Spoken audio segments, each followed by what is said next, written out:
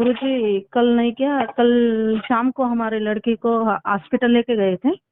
तो आने के लिए 10 बजे रात को, फिर रात को आने के बाद खाना वगैरह बनाने के लिए लेट हो गए ना, तो 11:30 बजे तक काम हो गया। फिर दीपक अगरबत्ती और भोग लगाकर सो गई। बहुत थक गई थी मैं। फिर मैं सोची रात को 3 बजे उठकर जप करती करके अलार्म लगाकर सो गई। फिर 3 बजे उठकर 4:30 बजे तक किए जप सूक्ष्म शरीर का करके। फिर होने के बाद फिर से बोले ब्रह्मलोक आश्रम के शक्तियों को कोटि कोटि प्रणाम। और मुझे अभी मैं नींद में भी ये मंत्र का जाप करके सोती, मुझे सूक्ष्म शरीर का अनुभव दो। तो फिर नींद में क्या हो गया गुरुजी, मुझे यानी मैं जा रही थी, सिर्फ मुझे शरीर का कुछ ख्याल नहीं है, लेकिन वो पुराना गांव था, पुराना घर, और जिस दरवाजे से मैं निकली वो याद है। और आधा देखते देखते आधा 1 किलोमीटर चली गई दूर। फिर मुझे ख्याल है ये सूक्ष्म शरीर का अनुभव है, ऐसा मुझे समझ रहा और दिमाग में। और मैं मन में बोली कि मुझे मेरे आप बताए ना ऐसा बोलो करके, मुझे मेरे शरीर के पास रहना है और ब्रह्मलोक आश्रम की शक्तियाँ मुझे सहायता करेगी, मुझे डरने की कोई बात नहीं है, ऐसा बोली। बोलने के बाद फिर थोड़ी दूर जाकर फिर अब गाड़ी में गए तो कार में यू टर्न लेते ना, वैसा ही मैं जब शक्तियों को बोली यू टर्न फिर से पीछे घुमाए। फिर आ गई, फिर दरवाजे के अंदर आ गई। फिर ख्याल नहीं है। फिर उसके बाद क्या हो गया, फिर मुझे मेरे आज्ञा चक्र में एक पिंक कलर का दिखाया। तो वो क्या है, वो माँ के हाथ में वो शंख रहता ना, वो शंख है। हाँ, पिंक कलर का दिखा वो। हाँ, शंख का दर्शन हो गया, अच्छा हो गया। शंख अच्छा पिंक कलर का अच्छा दिखा, क्लियर।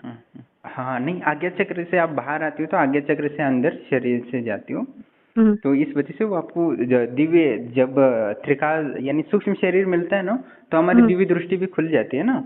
हाँ। तो आपको जो आज्ञा चक्र में कौन कौन सी शक्तियां हैं, शंख है वगैरह, आपको सब अच्छे से दिखने लगते हैं एकदम। हाँ। कि वो अंश पूरी तरह पकड़ पा रहे हो आप, और अब यानी शरीर से बाहर आके अपने आप को आदेश दे पा रहे हो, तो ये बहुत ही बड़ी बात है। और ऐसे आदेश देखना सीखते हैं तो इसके बाद अभी पूर्ण सामर्थ्यता आ जाती है। अभी धीरे धीरे आपको हर बार आपकी क्षमता बढ़ रही है सूक्ष्म शरीर से। हर बार जैसे बाहर आती हो तो पिछली बार जब बाहर आती उससे भी अभी ताकतवर बन रहा है। यानी धीरे धीरे आपका सूक्ष्म शरीर जितना ताकतवर बनेगा मंत्र जब से, ठीक है, उतना आपको और अपनी पकड़ मजबूत हो जाएगी सूक्ष्म शरीर पे। आप तब आदेश दे सकते हो कि मुझे क्या करना है क्या नहीं करना। जैसे अभी अब बाहर गई थी, अभी फिर वापस आ गए, आदेश भी दिया, शरीर के पास आए, वैसे आपको अभी अपने शरीर के पास गोल गोल गोल घूमते रहना है जितना हो सके उतना, ठीक है। बाकी और कहीं जाने का संकल्प नहीं करना है, ठीक है। बस अपने सूक्ष्म शरीर के आसपास गोल गोल घूमते रहना है। अपनी खिड़की के पास, दरवाजे के पास जाके बाहर देख सकते हो। ये मेरा शरीर वगैरह मुझे कुछ नहीं दिख रहा है, सिर्फ मुझे बाहर जाने का अनुभव हो गया और आने का। और मुझे इसमें क्या, यानी मेरे दिमाग काम कर रहे हैं और आंखें दिख रहे हैं, कान वगैरह, कान का इतना ख्याल नहीं है। हमारा सूक्ष्म शरीर बहुत सूक्ष्म होता है ना, ठीक है। अभी क्या उसमें ऊर्जा की थोड़ी सी कमी है। अभी मंत्र जब आपका भी 3 लाख पूरा नहीं हुआ है ना। बोलो।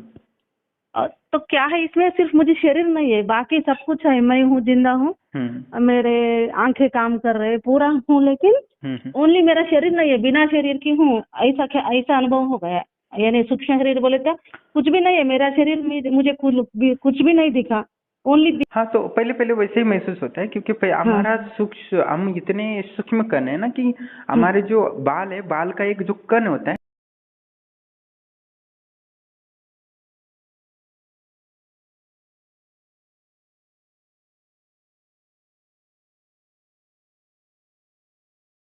बाल का अंतिम कण होता है, उसका 1000 टुकड़े करते हैं, तब जो कण मिलता है ना, उतना हमारा आत्मा होता है, ठीक है। तो वो शरीर से बाहर निकलता है तब एकदम हल्का होता है, हमें महसूस नहीं होता कि हम तरंगने लगते हैं हवा में। क्योंकि हम इतने जोर से जा रहे हैं, बहुत जोर से। तो हवा से भी हम हल्के हैं ना, ठीक है। बस हमारा हवा से हल्का होने से कारण हम तरंगते रहते हैं, हमें पूरा पैर महसूस नहीं होते कभी कभी हम शरीर से नहीं, मुझे तो पैर नहीं गुरुजी, मेरा शरीर का कुछ भी है। हाँ, पहले पहले एहसास कम होता है, जैसे जैसे वो मंत्र जप करके आपका शरीर पूरा बनने लगता है ना, तो वैसे आपके आप शरीर से बाहर निकलोगे, आपको पता चलेगा कि मेरी साड़ी ऐसी है, मैं ऐसी हूँ, मेरे ये है सूक्ष्म शरीर। अपनी सूक्ष्म शरीर को भी आपको देख पाओगे अब, पर अभी नहीं, अभी थोड़ा सा और जप करना पड़ेगा, यानी 3 लाख पूरा होने के बाद ही होगा वैसे। हाँ हाँ। तो और नहीं क्या, मैं जब कर रही थी ना तो मेरे ये मणिपुर चक्र रहता ना, वहाँ पीछे नहीं क्या कंबर से कुछ निकल रहे और वो निकलने के बाद मेरा शरीर आराम ले रहे थोड़ा, यानी फ्री हो रहे, फिर से निकल रहे फिर से फ्री हो रहा है, ऐसा ऐसा अनुभव हो रहा है। उस दिन भी हो गया, कल भी हो गया, और कल ये हार्ट में भी नहीं क्या कोई यानी भारी हो गया, हृदय नहीं क्या पूरा भारी भारी, 1-2 मिनट के लिए ऐसा भारी हो गया, जैसा अनुभव आ गया कल। हाँ, सारे चक्रों पे प्रभाव पड़ता है ना उस मंत्र से। हाँ। ठीक है, तो सारे चक्र के बंधन होते हैं वो खुल जाते हैं सूक्ष्म शरीर, वहां से वो मुक्त हो जाते हैं। ठीक है, बहुत ही अच्छा है, और आप सफलता तो मिल ही गई वैसे। तो बस अभी और उसको सूक्ष्म शरीर को पावरफुल बनाना है। जितना ध्यान में और बैठोगे उतना ज्यादा आप पावरफुल बनेंगे। अभी तो अभी क्या करना है, बस जैसे जैसे जब करोगे तो अपने सूक्ष्म शरीर का भी ध्यान करना है। ठीक है, अभी मुझे बहुत खुशी हो गई गुरुजी, फिर से सो जाती, फिर से ऐसा अनुभव होता क्या करके देख, लेकिन वो खुशी में नींद नहीं आया फिर सुबह में अभी। वो क्योंकि आज्ञा चक्र में नींद में दिखा ना, वो शंख दिखा ना पिंक कलर का। नहीं, अभी धीरे धीरे ऐसे ही अनुभव होते, थोड़ा थोड़ा अनुभव होते। उसके बाद जैसे आप जैसे अभी कैसे बात कर रही हो, आप अभी पूरे होश में हो, वैसे आप कुछ 3 लाख पूरा होने के बाद या 5 लाख पूरा होता है तो आपको पूरा होश रहेगा, मैं क्या देख रही हूँ क्या नहीं। शायद क्या पता कि आपके बाद जब सूक्ष्म शरीर हो जाए तो आप किसी चीज को हिला भी सको, इतनी भी क्षमता आती है ना। हाँ, मुझे पूरा ख्याल है, होश है, और मुझे ये भी समझ रहे मैं सूक्ष्म शरीर का अनुभव कर रहे हैं। क्या है ना कि जैसे कि अब शरीर से बाहर आ रही हो, तो अभी क्या होगा कि नेक्स्ट टाइम अभी जैसे पहले तो होश लाना जरूरी है हमें। ठीक है, घर में कौन सी चीज क्या है क्या नहीं है जो पता नहीं होता हमें, ऐसे बहुत सारी चीजें घर में जो पता नहीं, तब आपको क्या करना है कि शरीर से बाहर आते ही हमें घर की ही वो चीज देख लेनी कि हाँ अच्छा उसमें जो डब्बे में दिया रखा था कुछ पर मुझे याद नहीं है, तो वो सूक्ष्म शरीर से जाके देखना है कि वही चीज है कि नहीं। बाद में शरीर में आ जाते हो तो फिर देखना कि ये मैंने सही देखा है कि नहीं देखा, इसका प्रैक्टिस करो आप। ठीक है, फिर गुरुजी 1 मिनट, तो फिर मैं रोज नाइट को करती 21 माला, फिर वही रात को 3 बजे उठकर करूँ क्या, फिर से अच्छा अनुभव हो गया। हाँ, रात को मैंने पिछली बार बोला था ना, सोकर उठते हैं तो आप क्या थोड़े से बेहोशी में होते हैं, तब आप जो मंत्र साधना करोगे तो वो जल्दी इफेक्टिव होगा, और आपके जो अवचेतन मन है वो जल्दी जागृत होगा, और चेतन मन जल्दी वो खोने लगेगा। इसलिए क्या हम जैसे बाकी साधक क्या होते हैं, शराब पीते और तब जप करते जिससे कि बेहोशी हो जाए, पर हम तो नहीं पी सकते ना, हम तो समाज में रहते हैं, समाज का नियम अच्छा नहीं है, नियम के अनुसार गलत हो जाता है। तो तो हमें क्या जब सोने के बाद हम साधना करते हैं तो बहुत लाभ होता है, और जल्दी शरीर से बाहर आना आसान हो जाता है। बस अभी क्या करना है कि घर में ही घूमना है, और जो चीज हमें पता नहीं है वो सूक्ष्म शरीर से जाके देखना है और याद रखना है। जब दुर्वलता आ जाए तो हमें ये प्रैक्टिस करना है कि घर में क्या क्या है क्या क्या नहीं, उस डब्बे में क्या रखा था वो देख के रखना है कि पर बाद में शरीर में प्रवेश करके देखना है कि बात सही है कि नहीं है।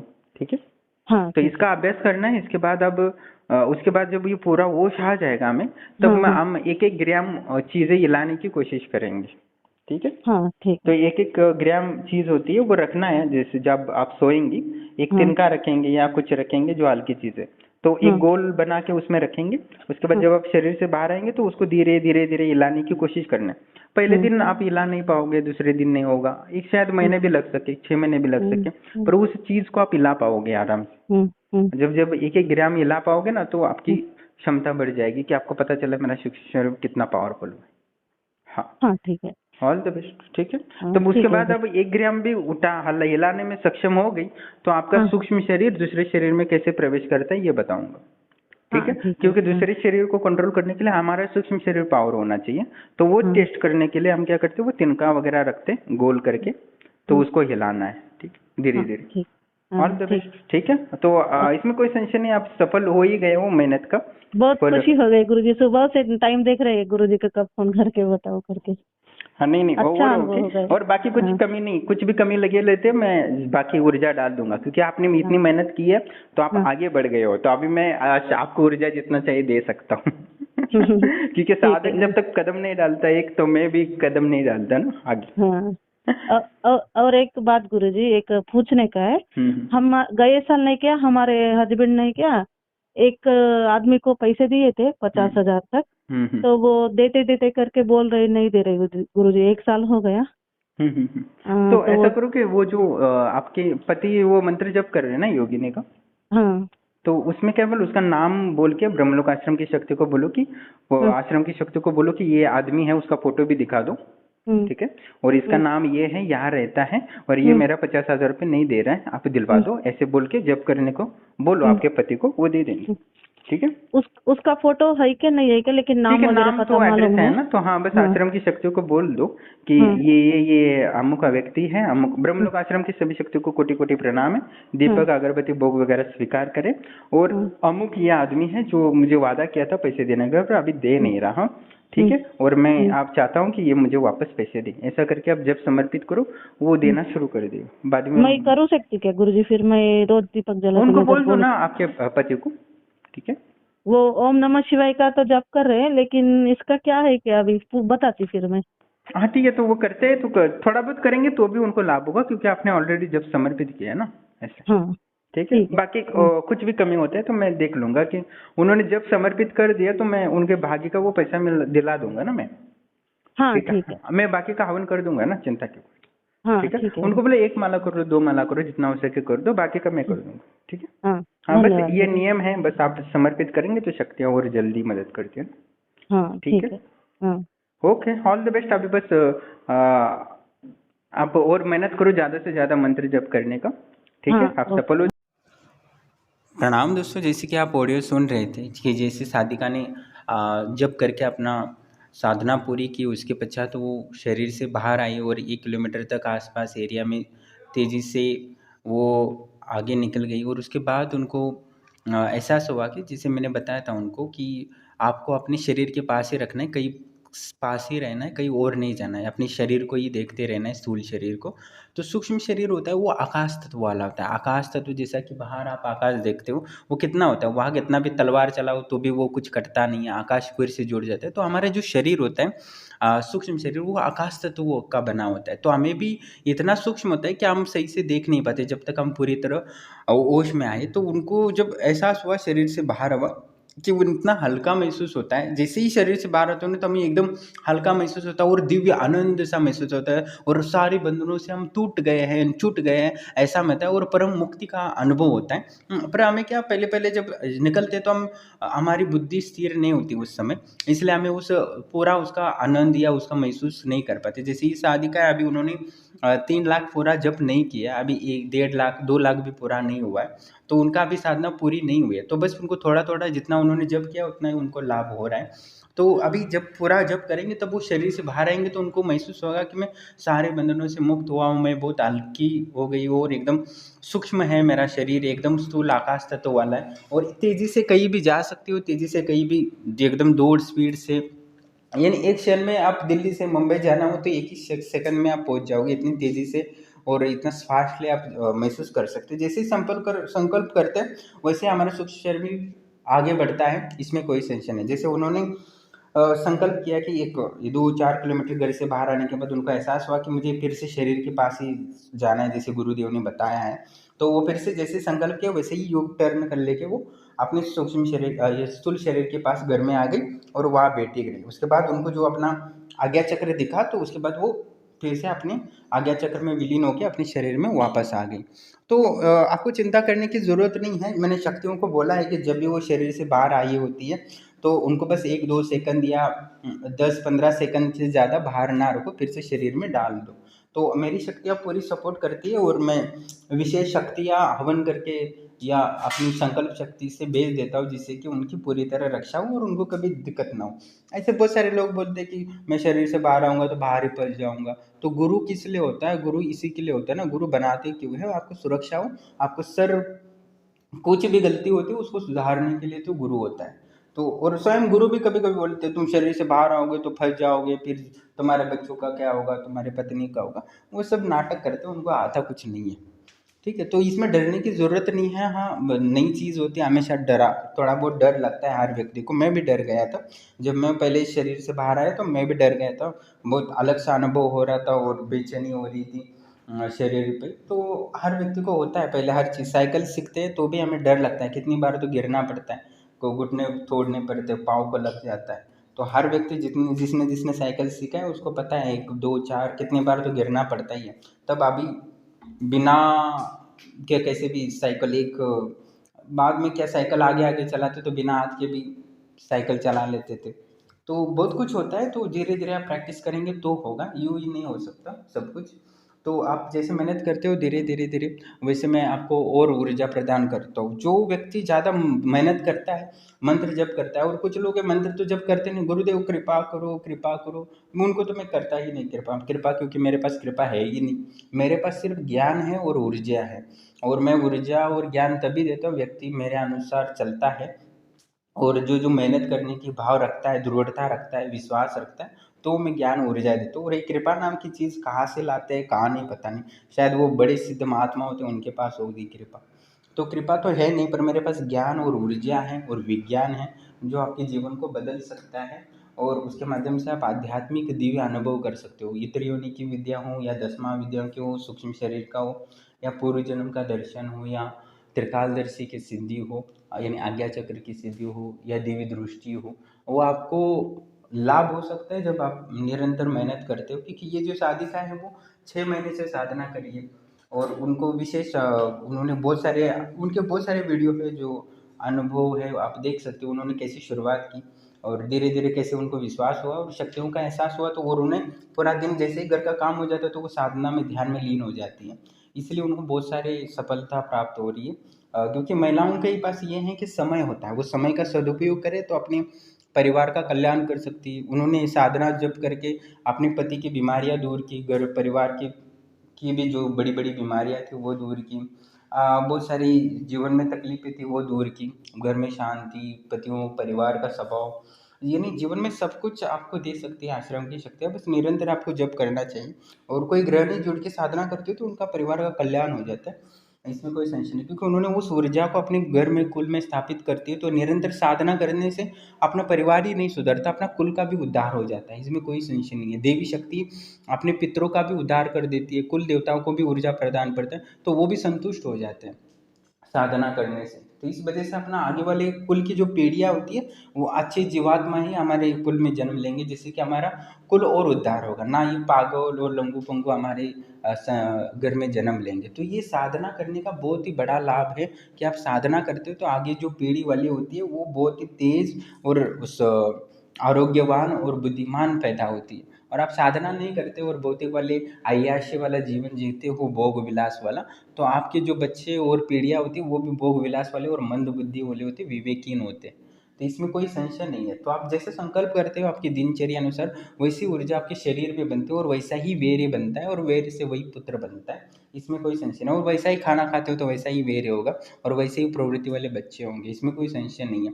तो कहने का तात्पर्य है कि आप आश्रम से जुड़ते हो तो आध्यात्मिक और भौतिक दोनों रूप से दिव्य अनुभव होगा, इसमें कोई संशय नहीं। और मैं लिमिट में ही लोग जोड़ता हूँ, जिनको मैं मना कर देता हूँ जो आप जोड़ नहीं सकते, क्योंकि उनमें विश्वास नहीं होता, उनमें बहुत सारे ये होते हैं कपट और लालच होता है, इसलिए मैं उनको तेज़ी से बोल देता हूँ कि आगे से कॉल करने की ज़रूरत नहीं, तो उनको कॉल करने की ज़रूरत नहीं।